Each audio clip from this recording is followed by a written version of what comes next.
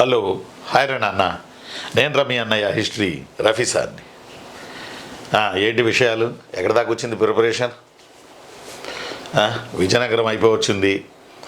ఇంకా నెక్స్ట్ కుతుబ్ షాహీలు కొంత చెప్పుకొని మోడర్న్ ఆంధ్రాలకు మనం వెళ్ళిపోవాలి. థర్డ్ చాప్టర్లోకి వెళ్ళిపోవాలి. ఈ 3 చాప్టర్లు పెద్దవి, ఎక్కువ మార్కులు వీటి నుంచే వస్తాయి. మిగతా 2 చాప్టర్లు పెద్దవే కానీ బట్ అంత ప్రాధాన్యం లేని చాప్టర్లు. అంటే అర్థం తక్కువ మార్కులు వస్తాయని. ప్రాధాన్యం లేవంటే తీసిపడేయడం అని కాదు. ఆంధ్ర రాష్ట్రం ఏర్పాటు, ఆంధ్రప్రదేశ్ ఏర్పాటు మెయిన్ 4-5 చాప్టర్లలో.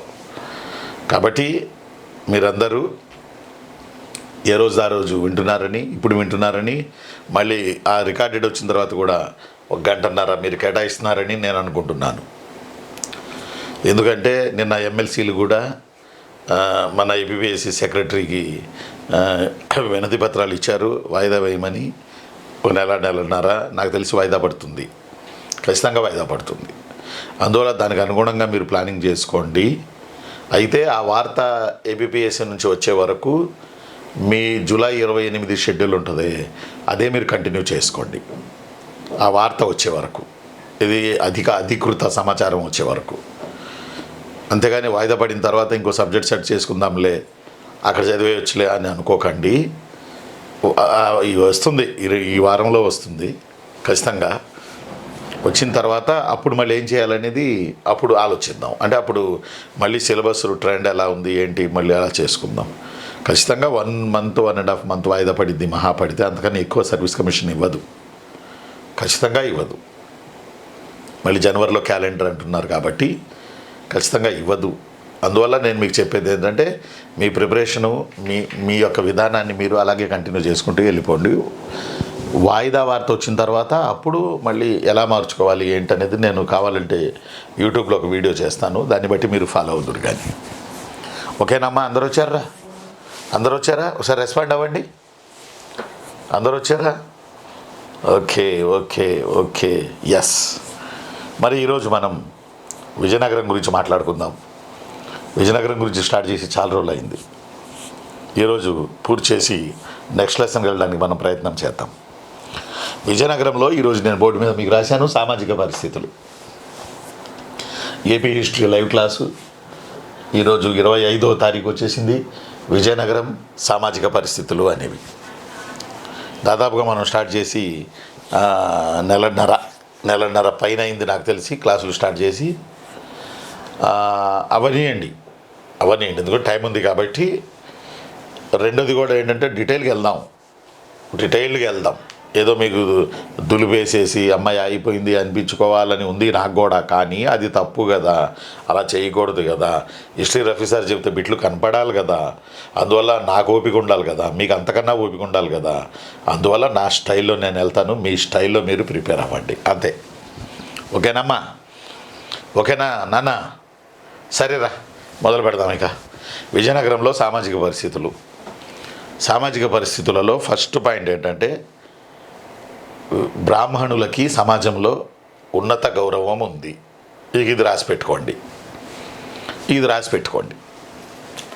ఈ పాయింట్ మీరు రాసి పెట్టుకుంటారని నేను ఆశిస్తున్నా. సొసైటీలో ఎవరికి గౌరవం ఆదరణ ఉన్నాయి అని అడిగినప్పుడు బ్రాహ్మణులకి అని చెప్పండి. అంటే రాయవాచకం కూడా ఒక మాటను చెప్పింది. రూల్స్ బుక్ విజయనగర పీరియడ్లో తమ్ముడు నిన్న ఎవరో మనకి కాన్సెప్ట్ పెట్టినట్టు, పేరు ఐడియా లేదు, నన్ను క్షమించి తమ్ముడు పెట్టినట్టుగా రాయవాచకము రూల్స్ బుక్ సార్ అని అడిగారు. మంచి మాట అడిగారు. Yes, rules బుక్కే.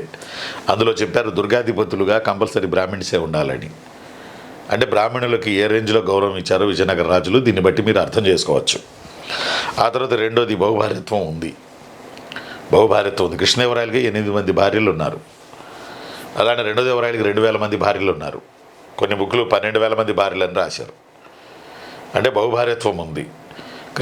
రెండో దేవరాయలకి 12,000 మందో 2,000 మందో, అంటే ఇది అతిశక్తి అయి ఉండొచ్చు కానీ బహుభార్యత్వం ఉందని మనం అర్థం చేసుకోవాలి. పైపెచ్చు ఇంకేం రాశారంటే రెండో దేవరాయలు చనిపోతే ఆ 2,000 మందో ఎంతమంది సతీసహగమనం చేసి చచ్చిపోయారు. అంటే సతీ సిస్టమ్ కూడా ఉంది, బహుభార్యత్వం ఉందని మనకు అర్థమవుతుంది. అంటే విజయనగర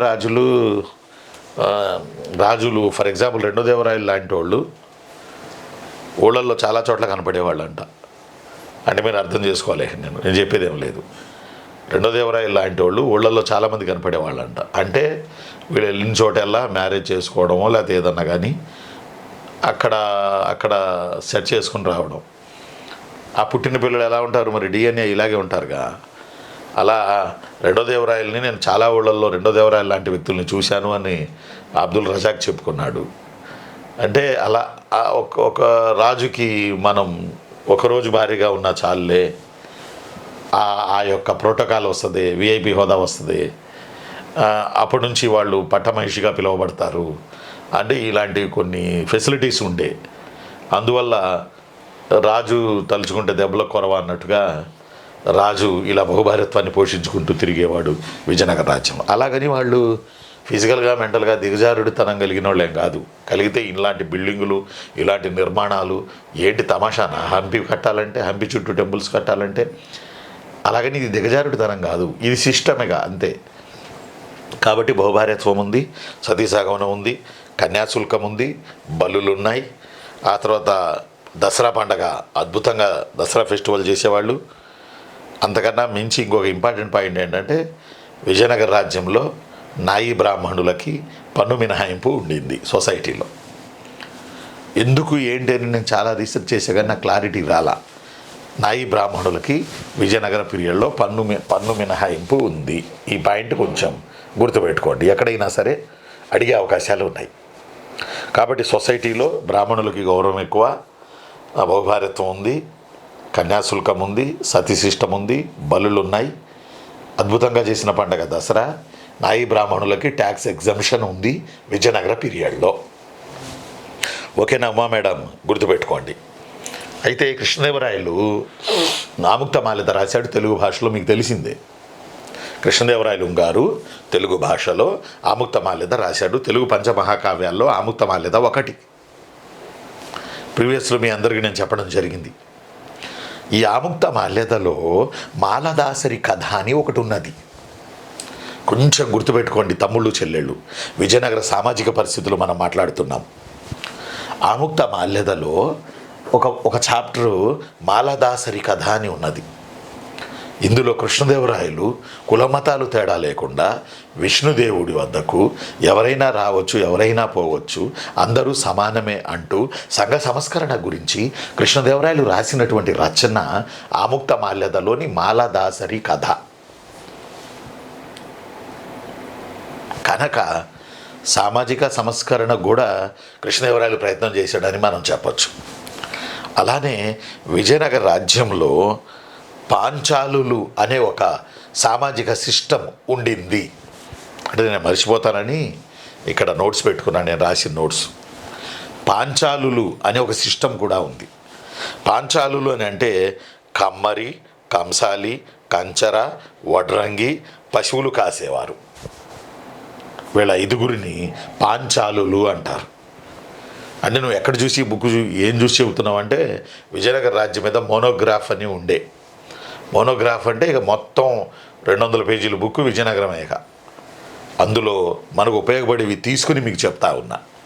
పాంచాలులు వేరు, పంచములు వేరు. పాంచాలులు ఎవరెవరు?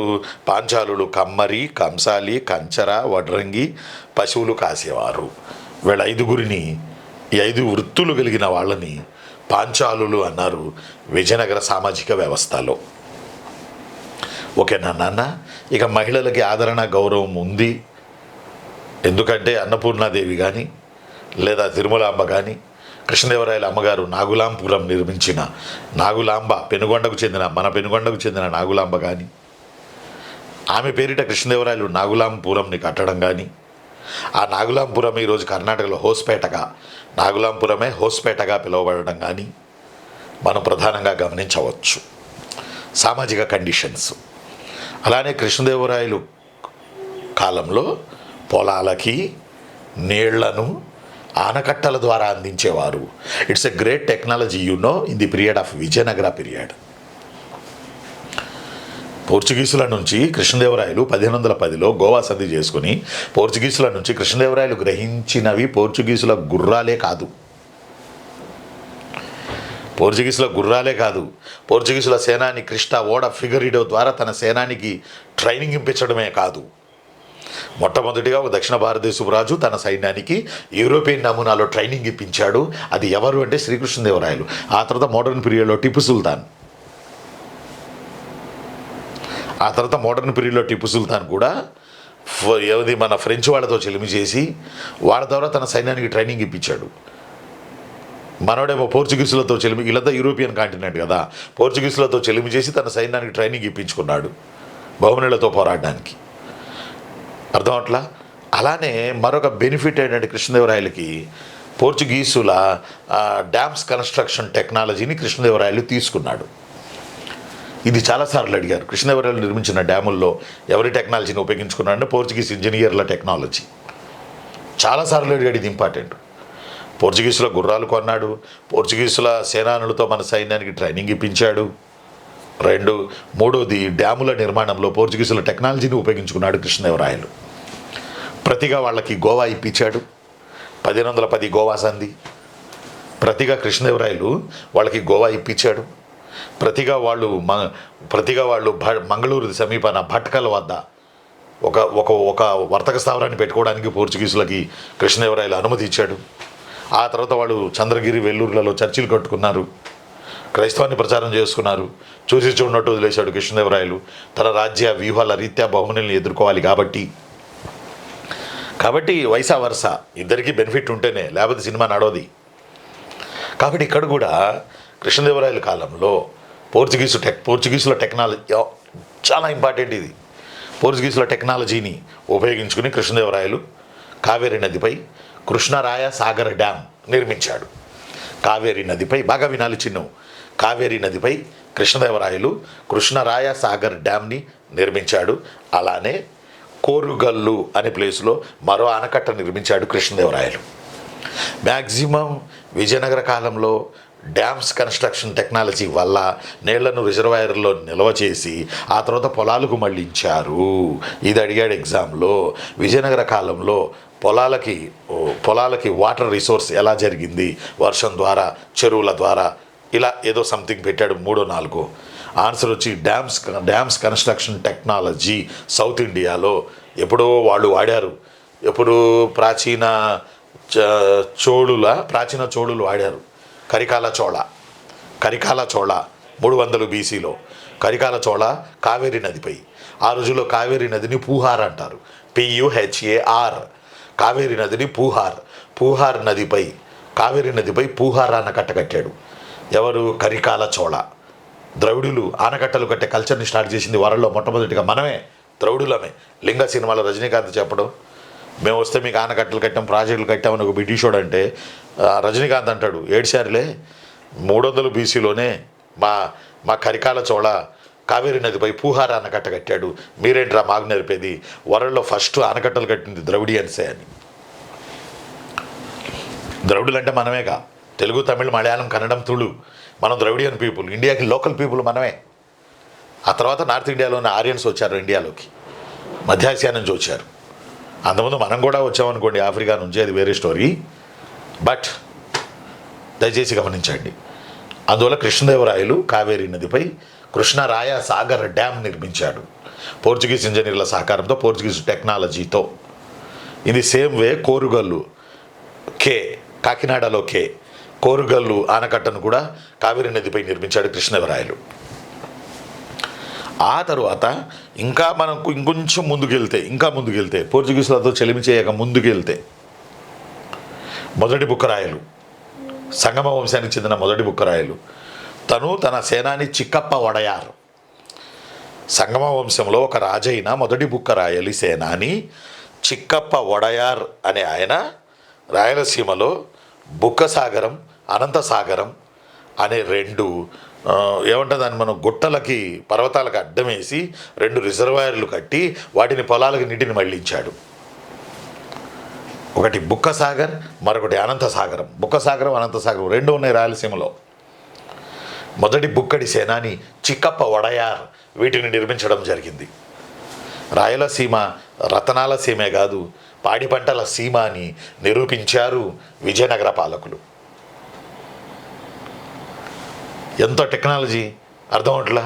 బుక్కసాగరం, అనంతసాగరం. ఏదో వాగు, పోరుమామిళ్ళ నుంచి వచ్చే ఏదో వాగుకి అడ్డుకట్టలేసి రిజర్వాయర్లుగా మార్చాడు చిక్కప్ప వడయార్ మొదటి బుక్కడి కాలంలో. కాబట్టి బుక్కసాగరం, అనంతసాగరం అంటే వాత విజయనగరానికి డ్యాముల కన్స్ట్రక్షన్ టెక్నాలజీని పోర్చుగీసులు ఇచ్చారు. ఆ యొక్క నిర్మాణాల ద్వారానే నీరు నిల్వ చేసి రిజర్వాయర్ల రూపంలో పొలాలకు నీళ్లు మళ్లించిన టెక్నాలజీ విజయనగర రాజుల వద్ద ఉన్నది.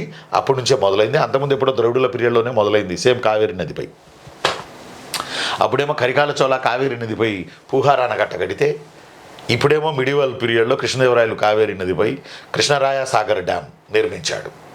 వాళ్ళు కట్టింది తమిళనాడులో, వీళ్ళు కట్టింది కర్ణాటకలో. ఎందుకంటే కావేరి నది తమిళనాడు కర్ణాటకలో కూడా ప్రవహిస్తుంది, మీ అందరికీ తెలుసు. ఎస్. ఆ తదుపరి చెల్లెమ్మ కొంచెం బాగా గుర్తుపెట్టుకోండి, ఇంకోటి ఎక్కువగా వస్త్రాలు నేసే వ్యాపారులు కూడా ఉండేవాళ్ళు, నేత పని చేసేవాళ్ళు ఉండేవాళ్ళు. ఈ నేత పని చేసేవాళ్ళు విజయనగరపు సొసైటీలో సగం మంది ఉండేవాళ్ళు. ఒక మాట బట్టలు నేయడం, ఎగుమతులు చేయడం దేశ విదేశాలకి. ఈ నేత పని చేసేవారు బాగా గుర్తుపెట్టుకోవాలి, కైకోలులు అని పిలువబడ్డారు. కైకోలులు అని పిలువబడ్డారు. నేను రాస్తాను రా నాన్న, కైకోలులు. అదే శాతవాహనుల కాలంలో కోలికలు. ఈ తేడా చూడండి ఒకసారి. శాతవాహనుల కాలంలో మీ అందరికీ నేను ఏం చెప్పాను? కోలికలు అంటే సాలెవారు అని చెప్పా. అలానే విజయనగర పీరియడ్ వచ్చేటప్పటికి కైకోలులు అయ్యారు.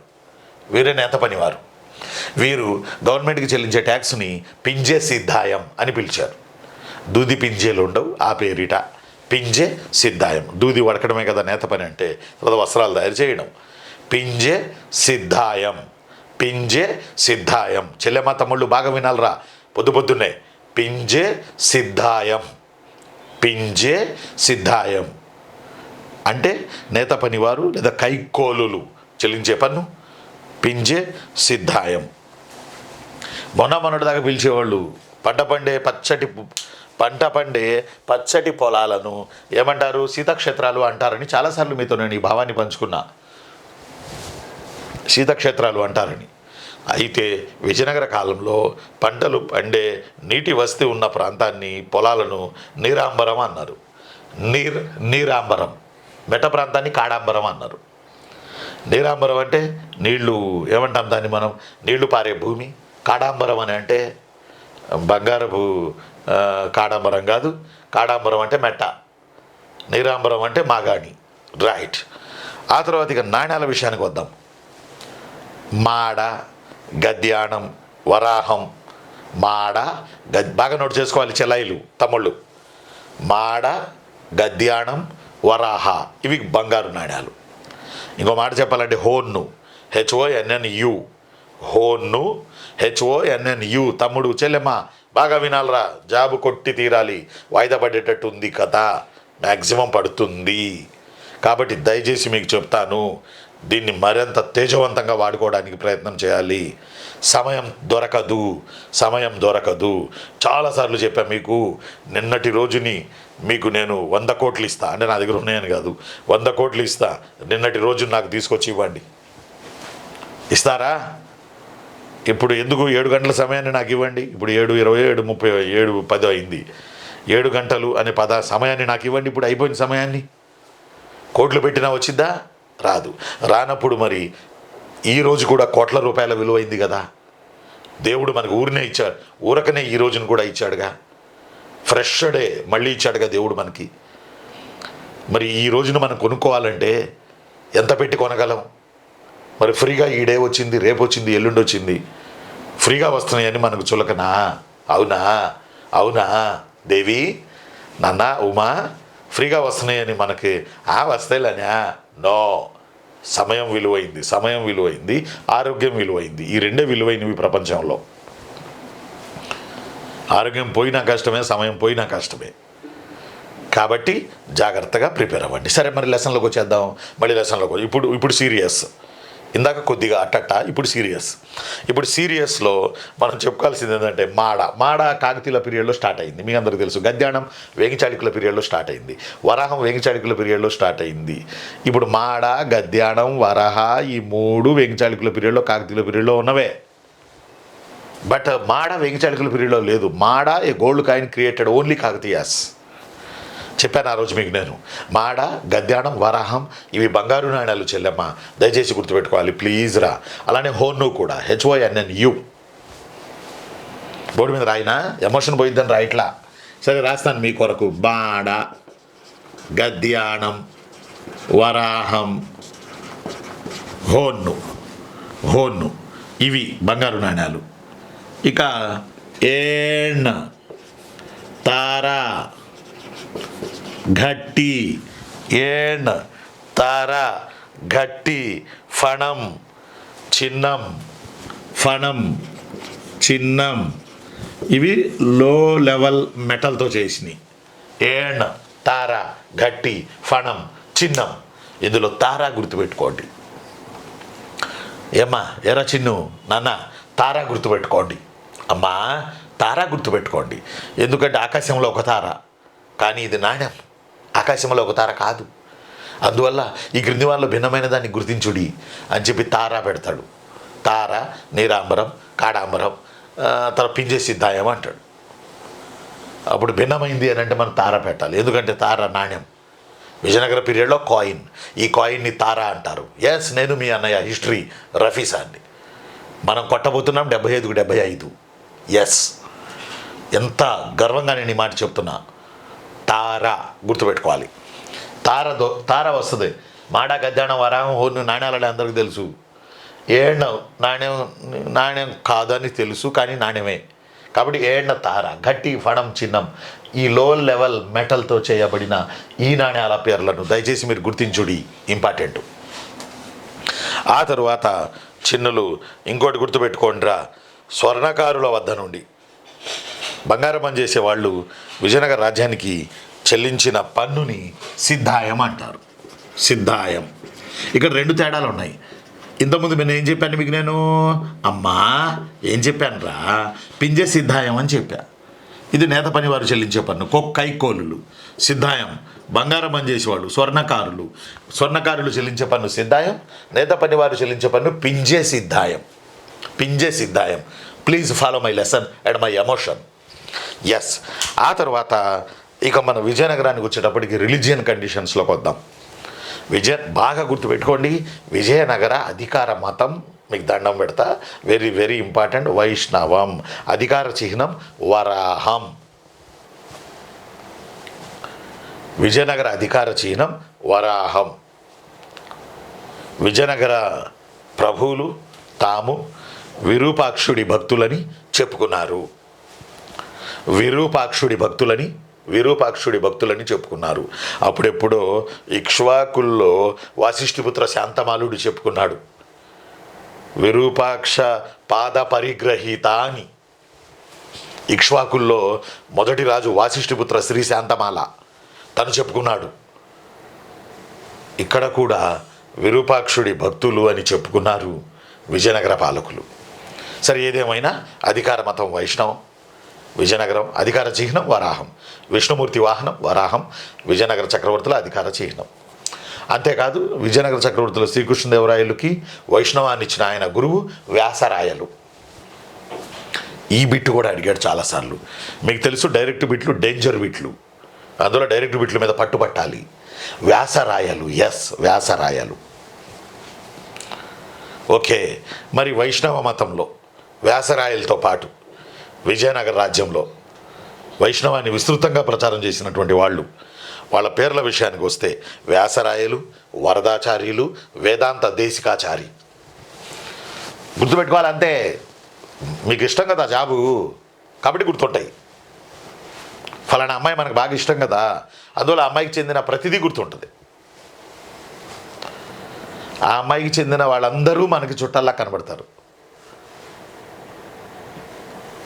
ఒక అమ్మాయిని ఇష్టపడితే ఆ అమ్మాయి ఇష్టం కాదు, ఆ అమ్మాయితో పాటు వాళ్ళు అందరూ మనకి ఇష్టంగా ఉంటారు. ఎప్పుడు వరకు అంటే పెళ్ళి అయ్యే వరకే, అది వేరే స్టోరీ, ఆడ చెప్పకండి. అయితే ఇప్పుడు మ్యాటర్లోకి రండి. వేదాంత దేశికాచారి, వరదాచారి, వ్యాసరాయలు వీళ్ళు famous Vaishnava saints in the period of Vijayanagara empire. ఈ క్రింది వారిలో భిన్నమైన వారిని గుర్తించండి అని ఈ ముగ్గురు నుంచి తాతాచార్యులను పెడితే, తాతాచార్యులు శైవం, వ్యాసరాయలంత పేరు పొందిన శైవ మతస్థుడు. అంటే శైవులకు కూడా విజయనగరంలో వాల్యుబుల్ ఉంది. కాబట్టి వీళ్ళ పేర్లు ఇక్కడ పెట్టుకోండి, శైవాచార్యుల పేర్లు ఇప్పుడు కింద పెట్టుకుందరు. కానీ అయితే ఒకటి వినండి, వ్యాసరాయలు, వేదాంత దేశికాచారి, వరదాచారి. ఇప్పుడు రండి శైవ మతస్థుల దగ్గరికి రండి. శైవ గురువులు తాతాచారి, గురు బసవ, గుబిమల నార్య, అయ్యప్ప దీక్షిత్. వామ్మో, ఈ పేర్లు ఎట్టా గుర్తుపెట్టుకోవాలి? మీ చుట్టుపక్కల ఉన్నారు కదా, వాళ్ళ మీద తల ఒక పేరు వేసేయండి. ఇతను గుబిమల నార్యుడు, ఇతను అయ్యప్ప దీక్షితు, ఇతను తాతాచారి. ఇలా ఇలా వ్యక్తుల మీద వేసేయండి, గుర్తుండిపోతారు. లేకపోతే గుర్తుండవు. కానీ ఇలా ఏదో ఒక టాక్టిక్ చేసి గుర్తుపెట్టుకోవాలి.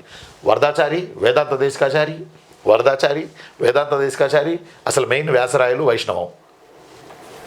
కృష్ణదేవరాయలకు వైష్ణవాన్ని ఇచ్చిన గురువు వ్యాసరాయలు. మీ అందరికీ తెలిసిందే. నేను మీ అన్నయ్య హిస్టరీ రఫీసాన్ని. శైవంలో తాతాచారి, తాతాచార్యులు శైవం. గుబ్బిమల్ల నార్యుడు, GUBBI, గుబ్బిమల్ల నార్యుడు తాతాచార్యులు. అయ్యప్ప దీక్షితులు, ఏనన్నా అయ్యప్ప దీక్షితులు. ఆ తర్వాత గురు బసవడు. వీళ్ళు శైవం, మామూలు శైవం. మళ్ళీ ఇందులో వేరే శైవం అవి ఇవి ఉన్నాయి కదా. తాతాచారి, గురు బసవ, గుబ్బిమల్ల నార్య, అయ్యప్ప దీక్షిత్. నాకు వచ్చేసింది చూడండి. మళ్ళీ చెప్పండి మీరు. దేవి చెప్పమ్మా. Tatachari, Guru Basava, Gubbimalla Narya, Ayyappa Dikshit. They became a Shaiva saints in the period of Vijayanagara. But Gubbimalla Narya, but Varadachari, Vedanta Desikachari, Vyasaraya, Vaishnava saints in the period of Vijayanagara. అంతేకాకుండా పాశుపత శైవం, శైవ మత శాఖలన్నింటిలోకెల్లా అతి ప్రాచీనమైనది పాశుపత శైవం అని మనం చెప్పుకున్నాం వేంగి చాళుక్యుల పీరియడ్లో. పాశుపత శైవము మూల పురుషుడు లకులీస. ఇతని స్వస్థలం ఉత్తరప్రదేశ్లోని మధుర. కాబట్టి లకులీసుడు పాశుపత శైవాన్ని స్టార్ట్ చేశాడు. శైవ మత శాఖలన్నింటిలోకెల్లా అతి ప్రాచీనమైనది పాశుపత శైవం. అంటే పాశుపతం వేసి చనిపోబోతున్న వాళ్ళను తీసుకుని శ్మశానానికి తీసుకుని వెళ్ళడం.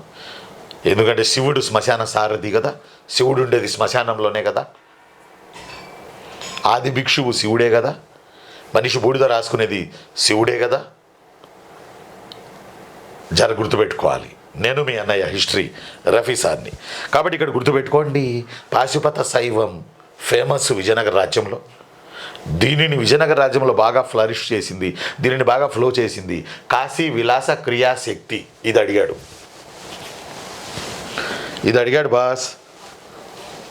బాస్ ఇది అడిగాడు. కాశీ క్రియాశక్తి. ఈయన ఎవరు? పాశుపత శైవాచార్యుడు. గుర్తుపెట్టుకోవాలి. ఓకేనామా? పాశుపత శైవాచార్యుడు, కాశీ విలాస క్రియాశక్తి. ఆ తర్వాత వీరశైవంలో శాంతలింగయ అని ఆయన ఫేమస్. ఇది పీరియడ్ ఆఫ్ విజయనగరం. బాగా గుర్తుపెట్టుకోవాలి చెల్లెళ్ళు తమ్ముళ్ళు. ఈ క్లాస్ చూస్తున్నాం మీ అందరూ. ఖచ్చితంగా ఇందులో నుంచి 2-3 బిట్లు వస్తాయి, ఈ క్లాస్ నుంచి 2-3 బిట్లు వస్తాయి. ఇప్పటివరకు అయిన దాంట్లోనే వస్తాయి. విజయనగరం మీద 15 బిట్లు వస్తాయి. 15, 75లో 15 అంటే తమాషా కాదు. మళ్ళీ వెళ్దాం, మళ్ళీ వెనక్కి వెళ్దాం. మీకోసం 100 సార్లు చెప్తా. మళ్ళీ వెనక్కి వెళ్దాం. ఓకే, మళ్ళీ వెనక్కి వెళ్దాం. కృష్ణదేవరాయలు వైష్ణవం, విజయనగరం వైష్ణవం, అధికార చిహ్నం వరాహం, విష్ణుమూర్తి గారి వాహనం. రైట్. ఇప్పుడు మనం చెప్పుకోవాల్సిన పాయింట్ ఏంటంటే, విజయనగర రాజ్యంలో మనకి ఫేమస్ వైష్ణవ సెయింట్స్ వ్యాసరాయలు, వరదాచారి, వేదాంత దేశికాచారి. నరసింహరావు గారు మధురై వింటున్నారు కదా. ఎస్. ఆ తర్వాత శైవం తాతాచారి, గురు బసవ, గుబ్బిమల్ల నార్య, అయ్యప్ప దీక్షిత్. నాకు వస్తున్నాయి కదా చూడకుండా, మీకు రావాలి, రాకపోతే ఎట్లా? అలానే ఇంకొకటి పాశుపత శైవం కాశీ విలాస క్రియాశక్తి.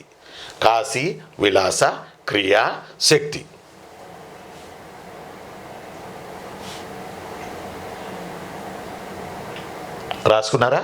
కాశీ విలాస క్రియాశక్తి. ఆ తరువాత వీరశైవం శాంతలింగయ. ఎందుకో శాంతంగా ఉన్న అడిగిన. వీరశైవం శాంతలింగయ. వీళ్ళబ్బా శైవం అబ్బా, వాళ్ళు వైష్ణవం అబ్బా. అంతేకాదబ్బా, బౌద్ధం లేదబ్బా. అసలు వేంగి చాళుక్యుల కాలంలోనే బౌద్ధాన్ని వేశారని చెప్పా. ఆ తర్వాత బౌద్ధం మనకు మ్యాక్సిమం ఏడామన్న బౌద్ధం చెప్పుకోవాలా. జైనం ఉన్నది.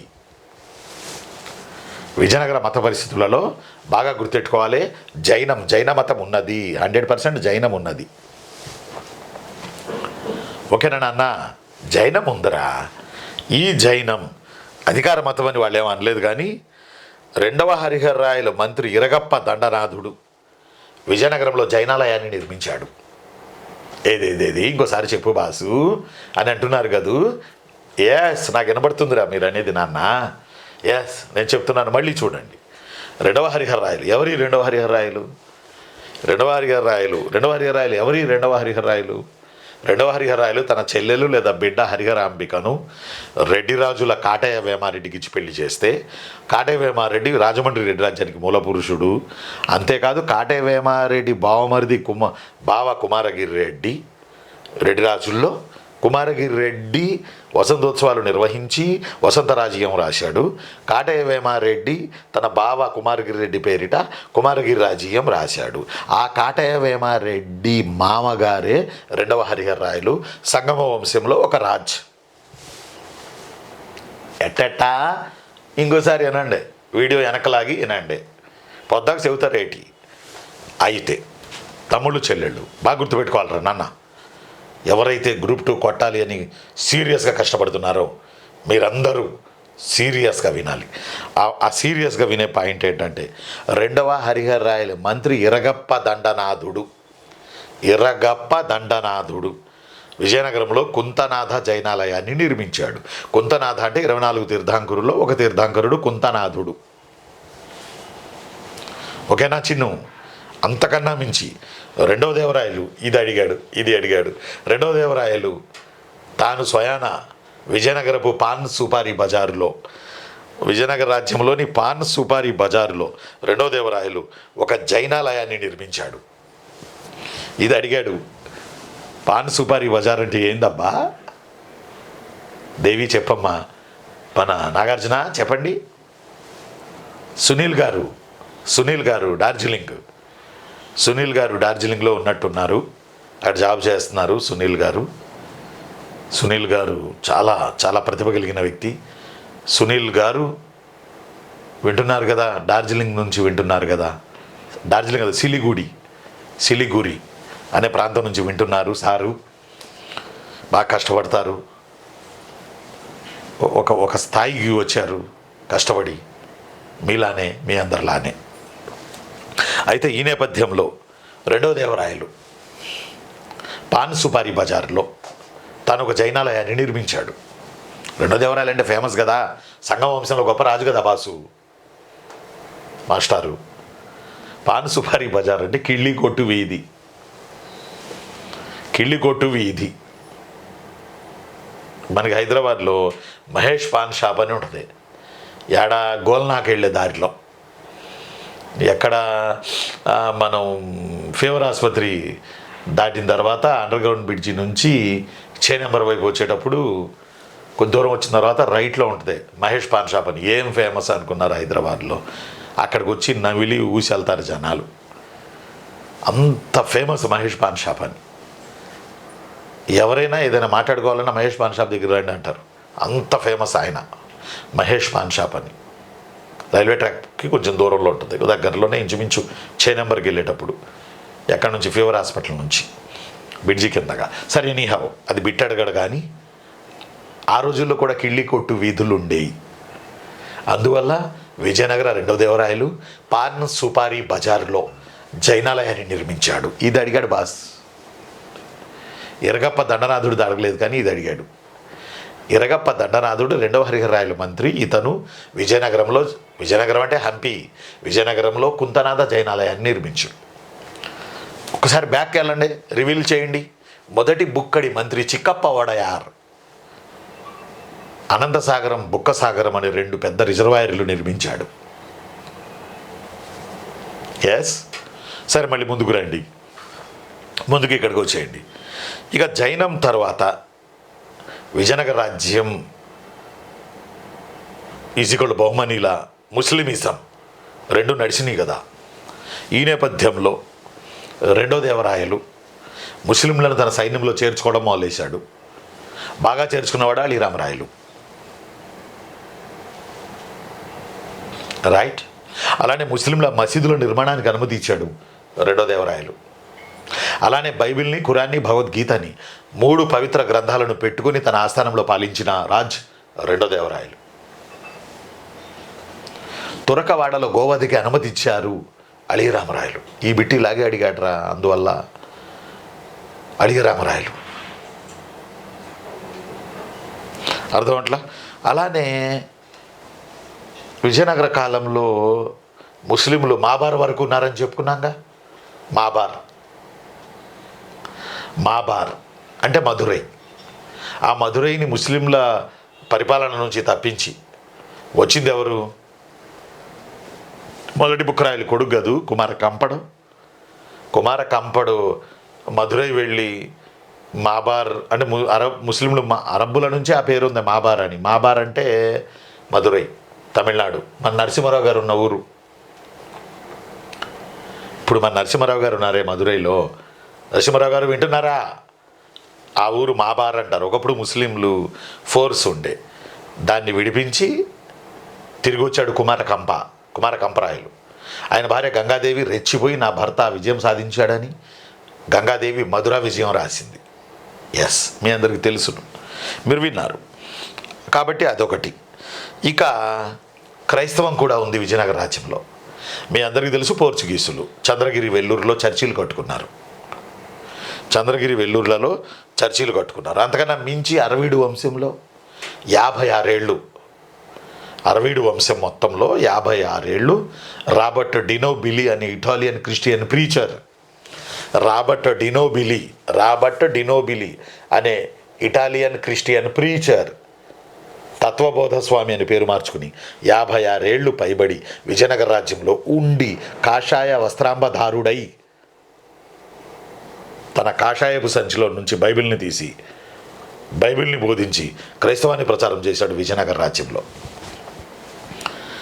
అతని అసలు పేరు రాబర్ట్ డినోబిలి. తత్వబోధ స్వామిగా ప్రసిద్ధుడు. ఇది అడిగారు, ఈ క్రింది వారిలో ఎవరిని తత్వబోధ స్వామి అని విజయనగర రాజ్యంలో సంబోధించేవాళ్ళు? రాబర్ట్ డినోబిలి, అబ్దుల్ రజాకు, డొమింగో పేయసు, డురెట్ బార్బోజా ఇలా అడిగారు. తత్వబోధ స్వామి మీన్స్ రాబర్ట్ డినోబిలి. ఎస్, ఇవి రిలీజియన్స్. ఆ తదుపరి లిటరేచర్, మళ్ళీ లిటరేచర్ దగ్గరికి వచ్చాం. మీ అందరికీ తెలుసు, కన్నడ లిటరేచర్ ఉంది, తెలుగు లిటరేచర్ ఉంది, then Tamil literature also in the period of Vijayanagara. ఇందులో మీ అందరికీ తెలుసు, కృష్ణదేవరాయలు గారు తెలుగులో ఆముక్తమాలిత రాయడం జరిగింది. ఎక్కడ? మన విజయవాడ పక్కన శ్రీకాకుళం దగ్గర ఆంధ్ర మహావిష్ణు టెంపుల్ ప్రాంగణంలో కూర్చొని వారు ఇక్కడే దేశ భాషలందు తెలుగు లెస్స అని దోసిట కృష్ణమ్మ వాటర్ పట్టుకుని ఇలా దేశ భాషలందు తెలుగు లెస్స అని, ఎందుకంటే కృష్ణదేవరాయలు గారి మదర్ టంగ్ తెలుగు కాబట్టి ఇలా అని ఆముక్తమాలితను ఆంధ్ర మహావిష్ణు టెంపుల్ శ్రీకాకుళం ప్రాంగణంలోనే వారు రాయడం ప్రారంభించారు. అలానే వారు సంస్కృతంలో కూడా రచనలు చేయగలరు. సంగీత సాహిత్య సమరాంగణ సార్వభౌమ నెక్స్ట్ లెవెల్ అన్నమన్న. అందువల్ల వారు సాహిత్యం కూడా మదాలస చరిత్ర, ఉషా పరిణయం, సత్యవధు ప్రీడనం, జాంబవతి పరిణయం ఇన్ని రాశారు శ్రీకృష్ణదేవరాయలు. కాబట్టి ఒక్క బుక్కే తెలుగులో రాశారు కృష్ణదేవరాయలు ఆముక్తమాల్యద, మిగిలిన అన్ని సంస్కృతంలో రాశారు. మీ అందరికీ తెలుసు. ఇంకా మేము చెప్పుకోవాలంటే రెండవ దేవరాయలు ఆస్థానంలో చామరసు ఉన్నాడు, రెండవ దేవరాయలు ఆస్థానంలో జక్కనాచార్యుడు ఉన్నాడు. అసలు రెండవ దేవరాయలకు చెందిన సంగమ వంశం purely Kannada dynasty. That's why మనం గమనించాల్సిన ఇంపార్టెంట్ పాయింట్ ఏంటంటే చామరసు ఈ wrote a book Prabhulinga Leela. Jakanacharya he wrote a book Nurondu Sthala. అలానే రెండో దేవరాయల కాలంలో కన్నడ వేమనగా ఒక ఆయన ఊరూరా తిరుగుతా హ్యుమానిటీ మీద పద్యాలు రాసుకుంటా తిరిగేవాడు. కన్నడ వేమనగా పిలువబడ్డాడు. అతని పేరు సర్వజ్ఞ పదగాళ్ళు. కన్నడ వేమన అంటారు అతన్ని, సర్వజ్ఞ పదగాళ్ళు. Yes, right.